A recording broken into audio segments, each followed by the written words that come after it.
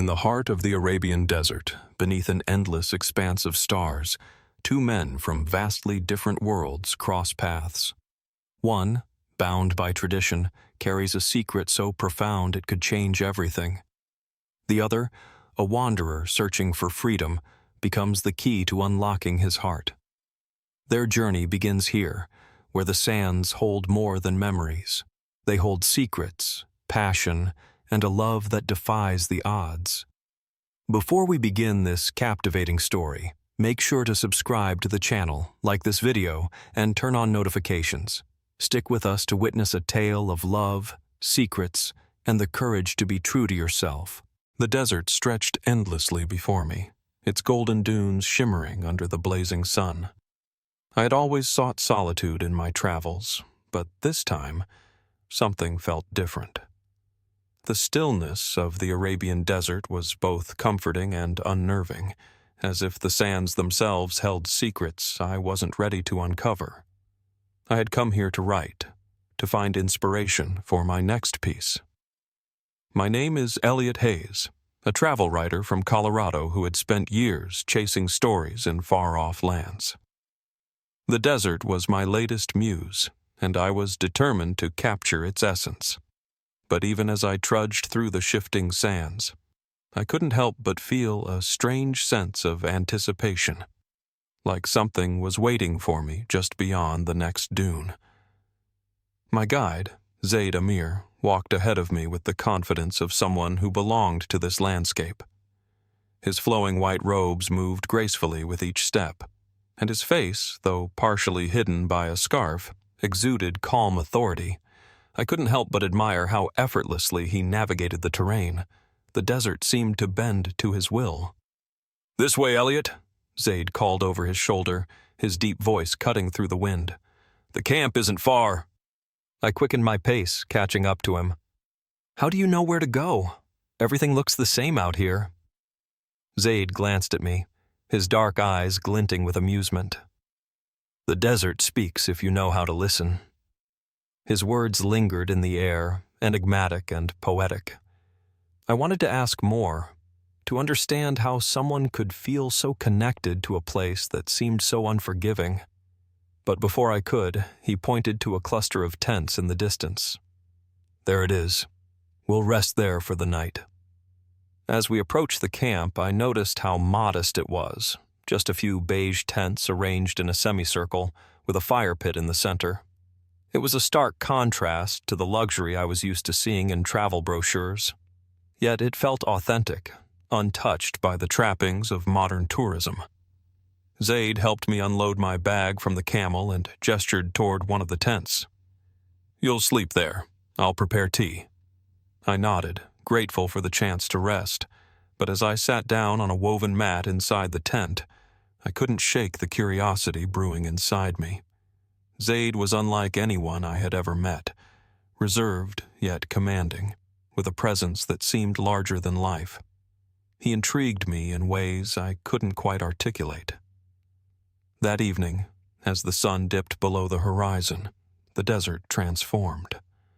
The oppressive heat gave way to a cool breeze, and the sky turned into a canvas of stars. Zaid sat by the fire, pouring tea into small, ornate cups. The flickering flames cast shadows on his face, highlighting the sharp angles of his jaw and the intensity in his gaze. I joined him, the warmth of the fire a welcome contrast to the chill of the night. "Do you always bring travelers out here?" I asked, taking a sip of the tea. It was strong and earthy, unlike anything I'd tasted before. "Not often," he replied, his tone measured. "Most people don't want the desert. They want hotels and air conditioning. But you seem different." The comment caught me off guard. Different how? Zaid studied me for a moment, his eyes unreadable. "You're not here for the usual reasons. You're searching for something." His words struck a nerve. He was right. I was searching. For what I wasn't entirely sure. Meaning, purpose, connection. I wasn't used to being seen so clearly, and it unsettled me. "What about you?" I countered, deflecting the attention. Why do you stay out here? Zaid's expression shifted, a flicker of something unreadable crossing his face. The desert is honest, he said finally. It doesn't hide anything. It forces you to face yourself. His answer hung in the air, heavy with implication. I wanted to press him, to understand what he meant, but the vulnerability in his voice held me back. Instead, we sat in silence, the crackle of the fire and the distant howl of the wind our only companions. As the night deepened, Zaid stood and looked up at the sky. The stars are brighter here, he said quietly. You won't see this in the city. I followed his gaze, marveling at the vast expanse above us. It was breathtaking, the kind of beauty that made you feel small yet connected to something greater. Without thinking, I said, It's incredible. Makes you wonder what else is out there. Zaid turned to me, his dark eyes reflecting the starlight. Sometimes the greatest discoveries aren't out there, he said, his voice soft but steady. They're right in front of you. My breath caught at the weight of his words. For a moment it felt like he was talking about more than the stars, more than the desert. But before I could respond, he turned away, his silhouette blending into the shadows. That night, as I lay in the quiet of the tent, I replayed our conversation in my mind. Zaid was a puzzle, a man who seemed to carry the weight of the desert itself. There was something about him that drew me in, something I couldn't explain. I stared up at the canvas roof of the tent, the faint light of the stars filtering through. For the first time in years, I felt alive, like I was on the brink of something extraordinary. Little did I know, the journey ahead would challenge everything I thought I knew about myself. The next morning, the desert came alive with light. The sun stretched its golden fingers across the dunes, casting long shadows and warming the air with its gentle embrace. I awoke to the sound of camels grumbling softly, their silhouettes moving against the rising sun. For a moment, I forgot where I was, caught between the tranquility of the desert and the faint echoes of dreams I couldn't quite remember. Zaid was already awake, tending to the fire and preparing breakfast. His movements were precise and unhurried, as though he had all the time in the world. I stepped out of the tent, stretching my arms against the cool morning breeze. "Good morning," he said, without looking up, his voice calm and steady. "Morning," I replied, sitting cross-legged on the mat beside him. "You're up early." "The desert waits for no one," he said with a small smile, handing me a cup of steaming tea. "Besides, I enjoy the quiet of the morning." I sipped the tea, letting its warmth seep into me. "Do you ever get lonely out here?" Zaid paused, his hands stilling for a moment before resuming their task. "Loneliness isn't about where you are," he said thoughtfully. "It's about what you carry inside." His words lingered as we packed up camp and prepared to continue our journey. The day ahead promised more breathtaking vistas and, perhaps, more of Zaid's quiet wisdom. As we set out, I couldn't shake the feeling that there was more to him than met the eye. He carried himself with a calm confidence, but beneath it, I sensed a weight, something unspoken. As we trekked through the dunes, I tried to get him to open up. "You said the desert is honest," I began. "What did you mean by that?" Zaid glanced at me, his dark eyes catching the sunlight. "Out here, there's no noise to distract you, no buildings to block your view. It strips everything away until you're left with yourself." "And is that a good thing?" I asked, genuinely curious. He smiled faintly, a flicker of sadness crossing his face. "It depends on what you're trying to hide." The weight of his response settled between us, and for a while we walked in silence. I wanted to ask him more, to uncover the layers of mystery surrounding him, but I knew better than to push. Zaid wasn't the kind of person to reveal himself easily. By midday, the sun was at its peak, and we stopped to rest under the shade of a rocky outcrop. Zaid handed me a small bundle of food, flatbread and dates, simple but satisfying. As we ate, I couldn't help but study him, noting the way his features softened when he wasn't speaking. He had the kind of face that told stories without words, each line and shadow a testament to a life I couldn't begin to imagine. "You're staring," he said suddenly, breaking my train of thought. I felt my cheeks flush. "Sorry, I was just thinking." "About what?" I hesitated, unsure how much to share. "About how you seem so at peace out here, like you belong." Zaid looked away, his gaze fixed on the horizon. "Belonging is complicated," he said after a long pause. "Sometimes the place you feel most connected to is the one you can never fully be a part of." His words struck a chord, though I couldn't quite explain why. There was a vulnerability in his voice that I hadn't heard before, and it made me wonder what he was holding back. The desert, with all its openness, seemed to mirror Zaid's guarded nature, vast and breathtaking, yet impossible to fully grasp. As the sun dipped lower in the sky, we reached a small oasis. The sight of the water, surrounded by palm trees, felt like a gift after hours of trekking through the heat. Zaid knelt by the water's edge, cupping his hands to drink, and for a moment I saw him in a different light. There was something almost sacred about the way he moved, as though he were part of the desert itself. "Why did you become a guide?" I asked, breaking the silence. Zaid straightened, his expression thoughtful. "Because it's the only place I feel free." The simplicity of his answer surprised me. "Free from what?" He hesitated, his gaze dropping to the water. "Expectations, judgments, the weight of a life that doesn't feel like mine." I didn't press him further, sensing that he had said more than he intended. But his words stayed with me, filling the spaces between our conversations as we set up camp for the night. Later, as we sat by the fire, the sky came alive with stars. It was the kind of beauty that made you feel insignificant and infinite all at once. Zaid stared into the flames, his face illuminated by their flickering light. "Do you ever feel like you're searching for something?" he asked suddenly, his voice low. "All the time," I admitted. "I think that's why I travel. I'm always looking for something, meaning, maybe, or connection." He nodded, his gaze distant. "The desert has a way of giving you what you need, even if it's not what you expect." There was a heaviness in his words, a quiet confession hidden beneath their surface. I wanted to tell him that I understood, that I too carried secrets and longings I couldn't put into words.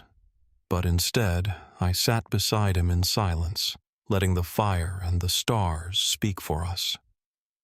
As the night wore on, the distance between us seemed to shrink. It wasn't just the physical closeness of sitting by the fire, it was something deeper, an unspoken connection that defied logic. For the first time, I felt like I wasn't alone in my searching. Zaid, with all his mystery and quiet strength, felt like someone I was meant to find. And yet, as I looked at him, I couldn't shake the feeling that he was holding something back, something that could change everything. The following day began like the others, with the golden sun stretching its light over the desert, warming the dunes and casting shadows in their endless curves. Yet something felt different. There was a tension in the air between Zaid and me, an unspoken weight lingering from the night before. His words about freedom, about escaping expectations, echoed in my mind as we packed up camp. We walked in silence for hours, the only sound the crunch of sand beneath our boots and the occasional whistle of the wind. Zaid's usual calm felt subdued, as though he were lost in thought. I wanted to ask him what was on his mind, but I didn't know how to bridge the growing distance between us. As the sun reached its peak, we stopped to rest under a rocky overhang. The shade provided a welcome reprieve from the relentless heat. I sat down, gulping water from my canteen, while Zaid leaned against the rocks, his arms crossed and his gaze fixed on the horizon. "You're quiet today," I said, breaking the silence. He glanced at me, his expression unreadable. "The desert has that effect sometimes." I raised an eyebrow. "On you? You're usually the one telling me how alive this place is." A flicker of a smile crossed his face, but didn't quite reach his eyes. "Even the desert can feel heavy when you carry too much." His words hung in the air, heavy with implication. I wanted to push, to understand what he meant. But something in his demeanor stopped me. Instead, I decided to give him space, hoping he would open up when he was ready. As the day wore on, the terrain grew more challenging. The dunes became steeper, the sand looser underfoot. By the time we reached a small plateau overlooking a vast expanse of shimmering dunes, we were both exhausted. Zaid pointed to a flat area at the base of the plateau. "We'll camp there tonight," he said, his voice steady but tired. Once the tents were set up and the fire was lit, we sat together in silence, the crackling flames providing the only sound. I watched Zaid as he stared into the fire, his face illuminated by its warm glow.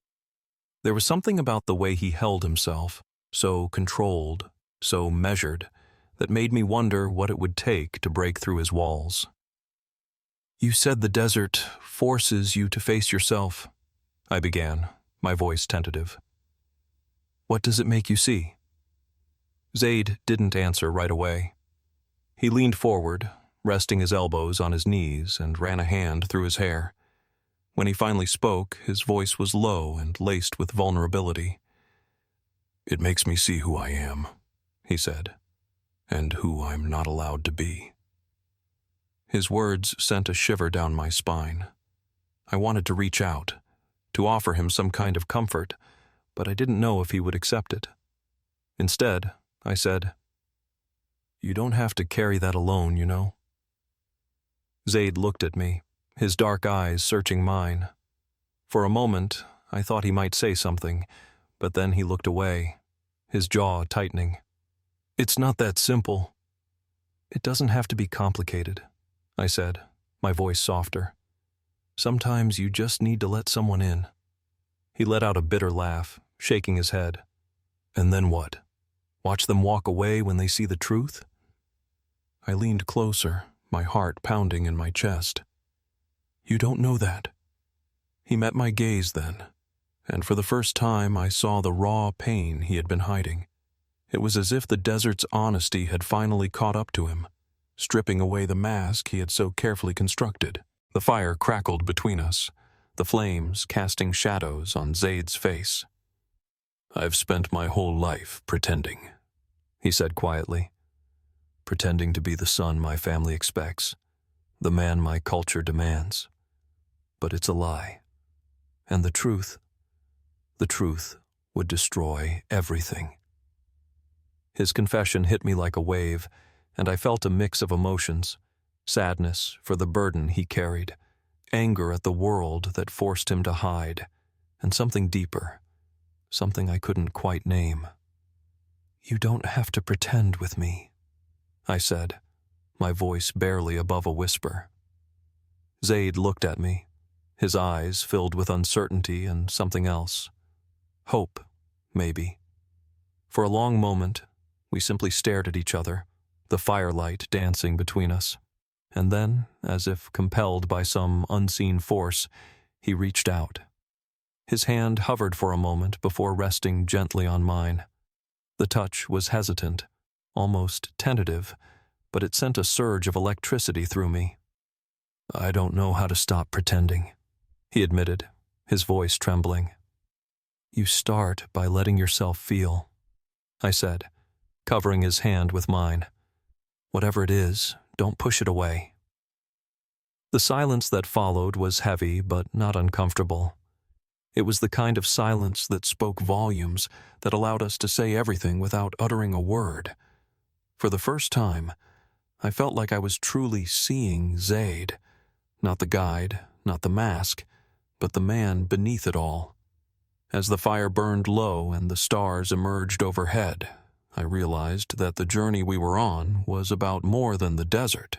It was about discovery, of ourselves, of each other, and of the courage it would take to face what came next. But even as the walls between us began to crumble, I knew this was only the beginning. The road ahead would not be easy, and the secrets Zaid carried would test the fragile connection we had begun to build. The desert night had grown colder, but the fire between us seemed to burn brighter. Zaid's hand lingered in mine for a moment longer before he pulled away, his movements slow, as if reluctant to break the fragile connection we'd just shared. I wanted to hold on to that moment, to anchor us in the safety of honesty, but Zaid's eyes shifted to the fire, his expression unreadable once more. "Thank you," he said softly, barely above a whisper. It was an acknowledgement, not just of my words, but of the space I'd given him to be vulnerable. And yet, the weight of his secrets lingered, heavy and unyielding. The next morning, we resumed our journey in silence. The desert, usually a place of solace, felt different now, charged with the tension of unspoken truths. Zaid seemed more withdrawn than usual, his gaze fixed on the horizon, his movements mechanical. I wanted to ask what was on his mind, but I knew better than to push. Whatever he was grappling with, he wasn't ready to share it. As we climbed a particularly steep dune, Zaid suddenly stopped, his breathing uneven. He turned to me, his expression strained. "There's something I need to tell you." The words hung in the air, heavy with anticipation. My heart pounded as I waited, unsure of what he was about to reveal. But before he could speak, a distant sound interrupted us, the low rumble of an approaching vehicle. A black SUV appeared on the horizon, its tires kicking up a cloud of sand as it sped toward us. Zaid's entire demeanor changed in an instant. His posture stiffened, his jaw clenched, and his eyes darted around as if searching for an escape. "What's going on?" I asked, my voice laced with concern. "Stay behind me," he said firmly, his tone leaving no room for argument. The SUV came to a halt a few meters away, and two men stepped out. They were dressed in crisp suits, an odd contrast to the rugged desert landscape. One of them, a tall man with sharp features, addressed Zaid in Arabic, his tone cold and authoritative. I didn't understand the words, but the tension between them was palpable. Zaid's responses were clipped, his voice low and controlled. He kept himself between me and the men, his stance protective. "What's happening?" I whispered, my pulse racing. Zaid glanced over his shoulder, his expression hard. "They're from my family." The revelation hit me like a freight train. I had suspected that Zaid came from a traditional background, but the formality and hostility of these men suggested something far more complex and far more dangerous. The conversation continued, their words rapid and sharp. I could see the strain on Zaid's face, the way his hands clenched at his sides as he fought to maintain his composure. Finally, the men seemed to reach some sort of conclusion. They stepped back, giving Zaid one last look before returning to their vehicle. As the SUV disappeared over the dunes, I turned to Zaid, my chest tight with worry. "What was that about?" Zaid exhaled slowly, his shoulders slumping as the tension drained from his body. "They wanted to remind me of my responsibilities," he said bitterly.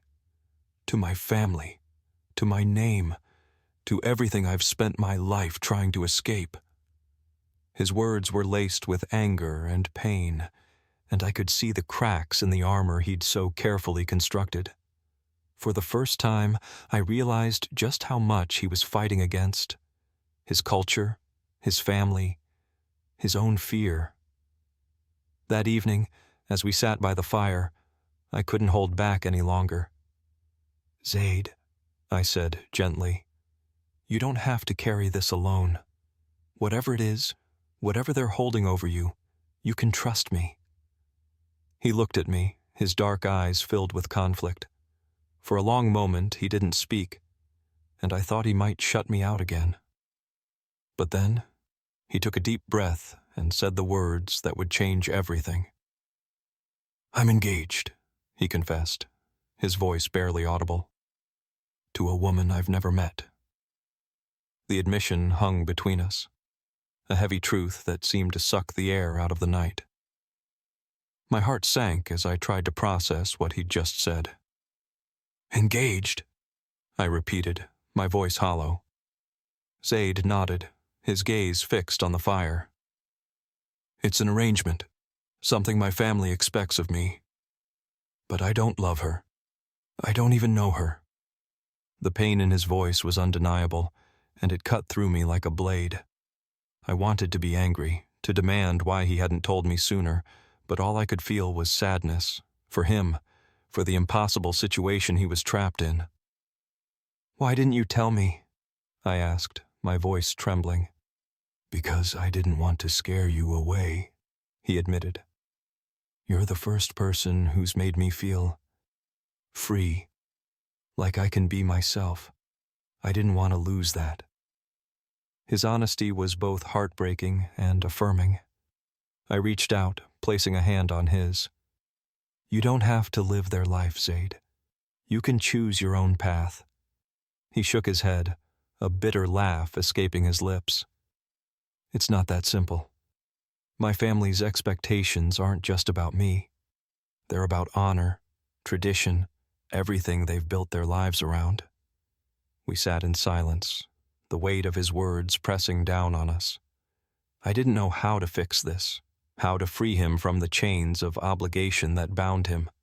But one thing was certain. I wasn't going to let him face it alone. As the fire burned low and the stars filled the sky, I made a silent vow. No matter what it took, I would help Zaid find the freedom he so desperately craved, even if it meant confronting the forces that had kept him trapped for so long. The oasis was still, the only sound the gentle ripple of water. Zaid sat by the edge, staring at his reflection. I wanted to say something, but the weight of his secret hung heavy between us. "I don't know how to break free," he said suddenly, his voice barely audible. "You don't have to do it alone," I replied, placing a hand on his shoulder. He didn't pull away. In the silence that followed, the unspoken connection between us grew stronger. We didn't need words. The desert was listening for us. The sun dipped low over the dunes, painting the sky in hues of gold and crimson. Zaid stood at the edge of the oasis, his figure silhouetted against the fading light. I watched as he took a deep breath, his shoulders rising and falling with the weight of unspoken decisions. "I'm tired of pretending," he said, his voice steady but resolute. I stepped closer, my heart pounding. "Then stop," I urged gently. "Be who you are, Zaid." He turned to face me, his dark eyes filled with both fear and hope. For the first time, it felt like he was ready to let go of everything holding him back. Under the stars, the desert became a sanctuary. Zaid sat beside me, the silence between us filled with possibilities. He took my hand, his grip firm yet trembling. "I don't know what the future holds," he said softly, "but I don't want to face it alone." I squeezed his hand, a quiet reassurance. "We'll figure it out together."